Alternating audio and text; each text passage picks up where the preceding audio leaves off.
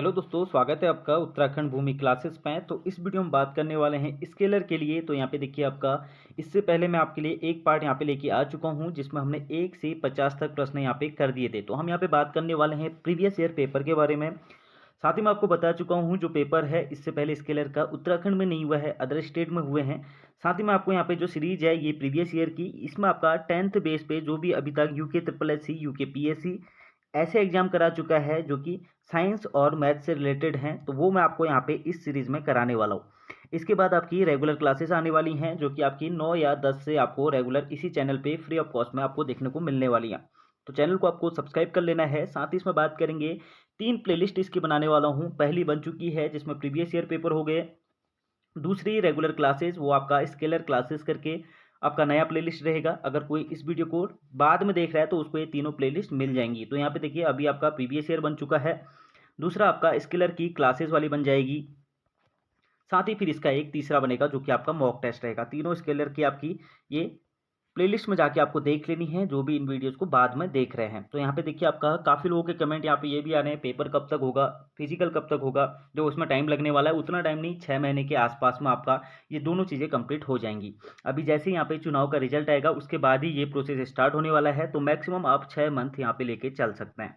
तो इतना आपके पास टाइम है। अभी आपको सबसे पहले आपका फिजिकल होने वाला है, उसके बाद आपका यहाँ पे रिटर्न होने वाला है। तो रिटर्न के लिए ज़्यादा टाइम आपको नहीं मिलने वाला है, 2 महीने मैक्सिमम मान के चलिए। तो रिटर्न की तैयारी आपको अच्छे से अभी से करनी है, क्योंकि देखिए फिजिकल के आपको सिर्फ क्वालिफाई करना है, उसके कोई मार्क्स आपको नहीं मिलने वाले हैं। तो यहाँ पे आप इसको क्वालिफाई करके रिटर्न में आप सीधे चले जाएंगे। तो बात करेंगे यहाँ पे देखिए आपका पहले क्वेश्चन की। तो 50 नंबर क्वेश्चन तक हम कल कर चुके हैं, अब 51 से हम स्टार्ट करेंगे। यहाँ पे देखिए ये आपका यूके ट्रिपल एससी ने ये एग्जाम कराया हुआ है, और साथ ही इसमें आपका पूरी 100 मार्क्स की साइंस थी। तो ये कौन सा एग्जाम है आपका, फॉरेस्टर का है, फॉरेस्ट इंस्पेक्टर का है, जिसमें आपके 100 प्रश्न आए हुए थे, जिसमें आपका फिजिक्स के क्वेश्चन हैं, केमिस्ट्री के क्वेश्चन हैं, साथ ही आपका बायोलॉजी प्लस इन्वायरमेंट के क्वेश्चन हैं। जो क्वेश्चन आपको नहीं पढ़ने हैं ईबीएस के, जो आउट ऑफ सिलेबस आए थे, वो क्वेश्चन हटा दिए गए थे, इसी के कारण ये पेपर वापस से हुआ था। तो ये पूरी सीरीज हम इसमें रखेंगे। पहले हम उत्तराखंड के सारे पेपर करेंगे, उसके बाद हम अदर डिस्ट्रिक्ट के जो सेम सिलेबस पे बेस हैं वो क्वेश्चन हम यहाँ पे करने वाले हैं। तो इसको आपको चेक करना है। इसे ही सिर्फ ये सीरीज आपके लिए इसलिए लाई गई है कि आपको पता चल जाए कि 10th लेवल पर जो एग्जाम आपका होता है उसकी आपकी क्या लेवल पे ये एग्जाम रहता है, तो आपको इससे पूरा आइडिया लग जाएगा।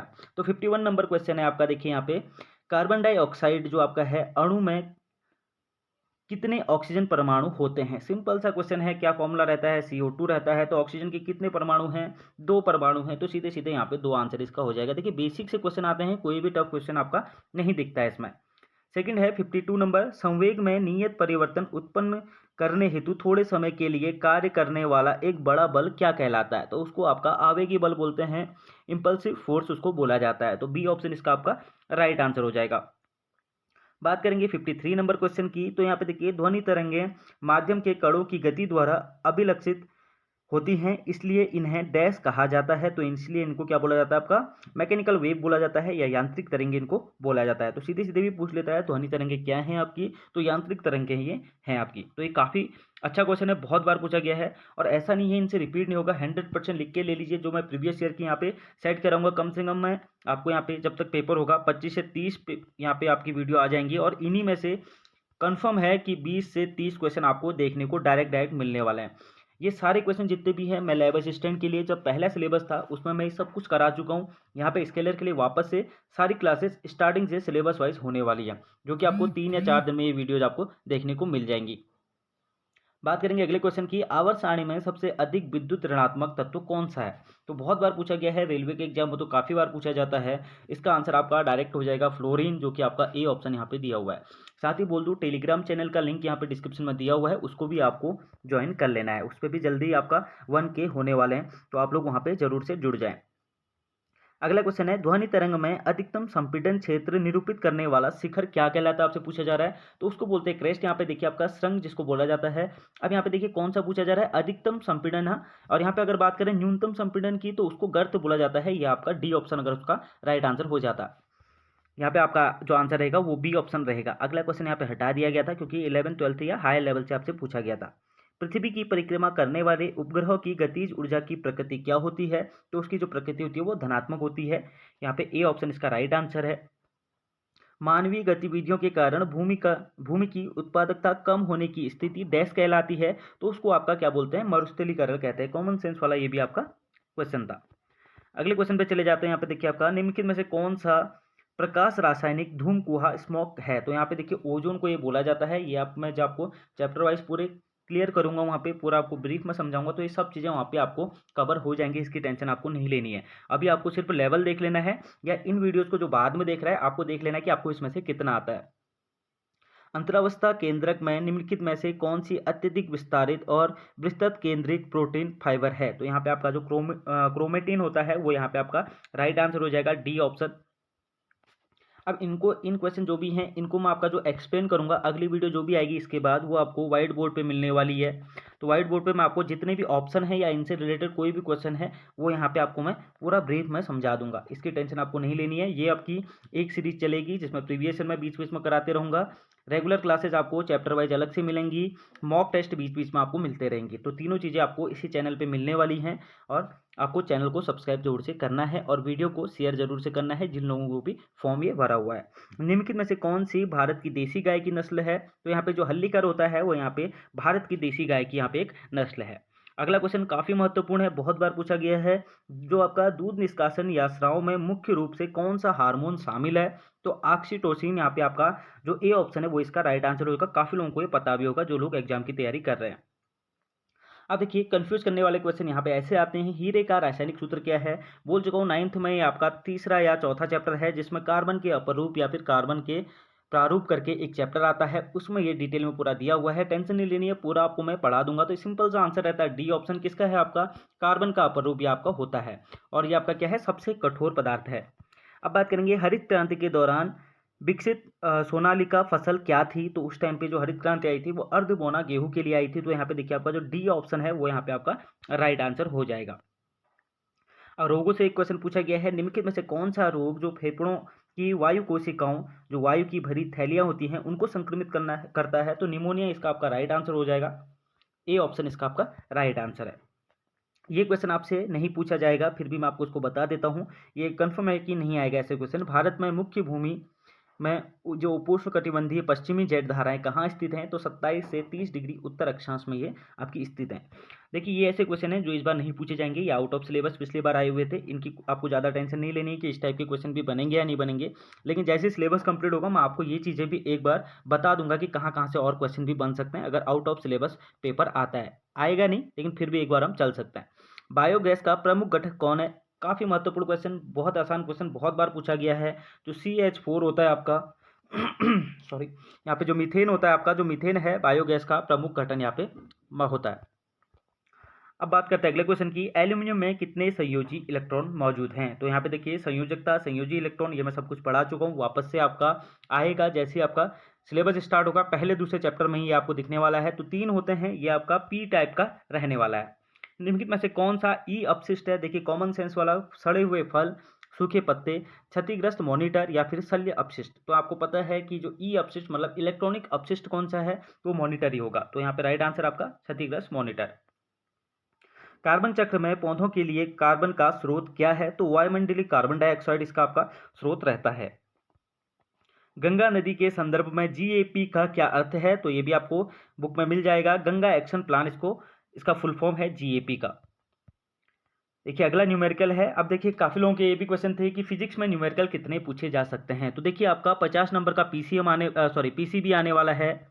तो इसमें आप मान सकते हैं जो फिजिक्स से है 2 या 4 क्वेश्चन तो आपको कम से कम न्यूमेरिकल देखने को मिलने वाले हैं, क्योंकि मैथ्स भी यहाँ पे आपकी रहने वाली है, तो उसमें तो सारे न्यूमेरिकल ही हैं 50 क्वेश्चन। तो यहाँ पे आपको फिजिक्स में भी कम से कम 5 क्वेश्चन आप मान के चलिए कि वहाँ पे आपको न्यूमेरिकल पूछा जा सकता है, और जो रहेगा वो बिल्कुल बेसिक सा रहेगा, इतना टफ नहीं रहेगा, वो सब आपको करा दिया जाएगा, आपको टेंशन लेने की जरूरत नहीं है उसकी, आपको पढ़ाई करते रहना है। तो यहाँ पे देखिए लंबाई आपको दी हुई है, अनुप्रस्थ काट का क्षेत्रफल, ये मैं आपको बाद में ब्रीफ से समझा दूंगा। अभी इसका आंसर आपका 1 ओम रहता है, या फिर कोई इसको अगर सॉल्व कर रहा है तो कर सकते हैं आप, इसको मैं आपको पूरा सॉल्व करके दिखा दूंगा। सिंपल क्वेश्चन, DNA का पूर्ण रूप क्या है, आपसे फुल फॉर्म पूछा जा रहा है। डीएक्सी राइबोज न्यूक्लिक एसिड आपका है। अगर RNA की बात करें तो राइबोज न्यूक्लिक एसिड उसका आपका रहता है। कौन सी संरक्षण विधि जीवित प्रयोगशालाओं के रूप में कार्य करती है, तो जैव मंडल नीचे यहाँ पे काम करता है। ये इन्वायरमेंट के ज़्यादा क्वेश्चन पूछे हुए थे, इस बार इतने नहीं पूछे जाएंगे। अगला भी वही है, पन्ना जैव मंडल नीचे कहाँ पे है, तो यहाँ पे मध्य प्रदेश में है। उसके बाद बात करते हैं आपका कार्बन के अधूरे दहन के परिणाम स्वरूप कौन सी गैस उत्पन्न होती है। काफ़ी बार पूछा गया क्वेश्चन है, इस बार भी ये पूछा जा सकता है। तो कार्बन मोनोऑक्साइड यहाँ पे रहता है। अमीनो यहाँ पे अमीनो मीथेन डैश के साथ एल्कोहलिक अमोनिया की अपक्रिया से प्राप्त होता है। तो यहाँ पे CH3I, ये थोड़ा अच्छे लेवल का क्वेश्चन है। इस टाइप के क्वेश्चन भी आपको बता दिए जाएंगे। बहुलक बेंजीन डैश से प्राप्त किया जाता है। तो इथाइन इसका आपका राइट आंसर हो जाएगा। डैश घ्राण संकेतक है, तो यहाँ पे जो लौंग होता है वो आपका घ्राण संकेतक माना जाता है। विस्थापन में परिवर्तन और उस समय अंतराल के बीच के अनुपात जिसमें विस्थापन होता है उसको क्या कहते हैं। तो औसत वेग उसको आपका बोला जाता है। बेसिक सा है, ये भी कोई दिक्कत वाली बात नहीं है। फॉर्मूला अगर आपको आता है तो आप इसको सॉल्व कर सकते हैं। निम्न में से कौन सा उदाहरण आवर्ती गति को निरूपित करता है। तो अपने द्रव्यमान के केंद्र के चारों ओर घूमता हुआ एक हाइड्रोजन अणु जो है वो क्या दिखाएगा, आपका आवर्ती गति को शो करेगा। अगला बात करते हैं वृत्ताकार पथ पर गतिमान पिंड पर कार्यरत अपकेंद्रीय बल की दिशा क्या है। तो यहाँ पे देखिए केंद्र से दूर उसका आपका बल की दिशा रहती है। देखिए इस वीडियो को आपको, अगर आप देख रहे हैं तो वीडियो जरूर से आपको लाइक करना है, चैनल को सब्सक्राइब जरूर करना है। इस वीडियो में कम से कम आपको 50 लाइक करना ही है। ठीक है, 86 पे चले जाते हैं। पृथ्वी की सतह पर गुरुत्वाकर्षण बल सबसे अधिक कहाँ पे होता है। तो बहुत इंपॉर्टेंट क्वेश्चन है, बहुत बार पूछा गया है। तो ध्रुवों पर सबसे ज़्यादा होता है मैक्सिमम। और अगर बात करेंगे मिनिमम कहाँ पे होता है, तो भूमध्य रेखा पे आपका मिनिमम होता है। तो ये भी आपको याद रखना है, ये दोनों चीज़ें काफ़ी महत्वपूर्ण पूछी जाती है। बात करेंगे C2H5OH के IUPAC नाम की। तो सिंपल ऐसे क्वेश्चन भी आपसे पूछे जा सकते हैं। तो एथेनॉल इसका आपका होता है। अब बात करेंगे 89 नंबर क्वेश्चन। पेप्सिन एंजाइम की क्रिया को सुविधाजनक बनाने के लिए आमाशय में निम्नलिखित में से कौन सा अम्ल उत्पन्न होता है। तो HCl जो है आपका उत्पन्न होता है। डी ऑप्शन इसका आपका राइट आंसर रहेगा। अब देखिए यहाँ पे सिंपल सा क्वेश्चन फिर से पूछा गया है। 3 प्रोटॉन दिए हैं, 4 न्यूट्रॉन दिए हैं, 3 इलेक्ट्रॉन दिए हैं। इसका परमाणु द्रव्यमांक आपसे पूछा जा रहा है। तो इसका आंसर आपका 7 हो जाएगा। कैसे सॉल्व करेंगे, परमाणु क्रमांक परमाणु द्रव्यमांक कैसे निकालते हैं, वो आपको मैं पूरी पहली या दूसरी क्लास में आपको एक्सप्लेन कर दूंगा। निम्नलिखित में से कौन सा धातुओं के शोधन का के लिए नियोजित नहीं किया जा सकता, आपसे पूछा जा रहा है। तो निक्षालन जो होता है आपका, ये प्रयोजित नहीं किया जाता है। अब आते हैं 92 पे। निम्नलिखित में से कौन सा ऊर्जा का अक्षय स्रोत का उदाहरण माना जाता है, ये आपसे बोल रहे हैं। तो यहाँ पे देखिए जो सौर है, जो कि आपका सोलर रहता है, ये इसका आपका अक्षय स्रोत माना जाता है या फिर है आपका। 93 की बात करेंगे। एक डैश में यांत्रिक ऊर्जा का उपयोग चुंबकीय क्षेत्र में एक चालक को घुमाने के लिए किया जाता है ताकि बिजली का उत्पादन किया जा सके, जिसका उपयोग मुख्य रूप से डैश उद्योगों में या फिर मुख्य रूप से उद्योगों में किया जाता है। कौन से उद्योगों में किया जाता है, तो विद्युत जनित्र में इसका यूज आपका किया जाता है। तो विद्युत जनित्र और विद्युत मोटर से आपके क्वेश्चन एक कंफर्म बनेगा ही बनेगा। बांध स्थानीय समुद्री जीवन को कैसे प्रभावित करते हैं। तो स्थानीय जलीय जीवों जो है आपका वो नष्ट हो जाता है बांध के कारण। 95 पे आते हैं। प्रणाली की कुल यांत्रिक ऊर्जा तब तक संरक्षित रहती है जब तक उस पर कार्य करने वाले सभी बैल क्या होते हैं, संरक्षित होते हैं। तो यहाँ पे आपका बी ऑप्शन इसका आपका राइट आंसर हो जाएगा। अब बात करेंगे अल्कोहल और कार्बोक्सिलिक अम्ल के बीच की अभिक्रिया से डैश का निर्माण होता है। एस्टर का ये निर्माण आपका होता है। निम्नलिखित में से किसमें जड़ें नाइट्रोजन स्त्रीगण में शामिल होती हैं। तो यहाँ पे जो आपका साइकस है वो इसका आपका राइट आंसर हो जाएगा। ऐसी काफ़ी एग्जाम्पल है, वो मैं आपको सब बता दूंगा कौन कौन से एग्जाम्पल होते हैं। किस मिट्टी को रेंगर मृदा के नाम से जाना जाता है। तो यहाँ पे देखिए काली मिट्टी को आपका रेंगर मृदा के नाम से जाना जाता है। 99 है आपका।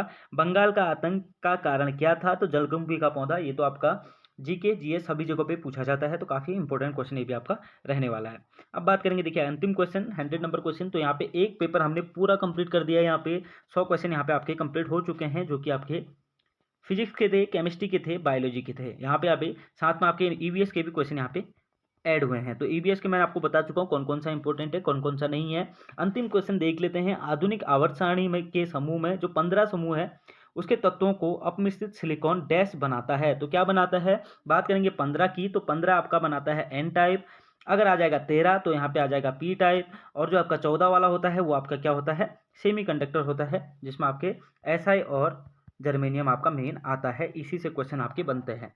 तो यहाँ पे आपको टेलीग्राम चैनल को जरूर से ज्वाइन करना है। 100 क्वेश्चन आपके कंप्लीट हो चुके हैं। ये सीरीज ऐसी ही चलेगी। अभी इसमें रेगुलर वीडियो इस सीरीज के लिए नहीं आएंगी, पहले आपकी क्लासेस चलेंगी और बीच बीच में ये सीरीज आपकी चलते रहेगी।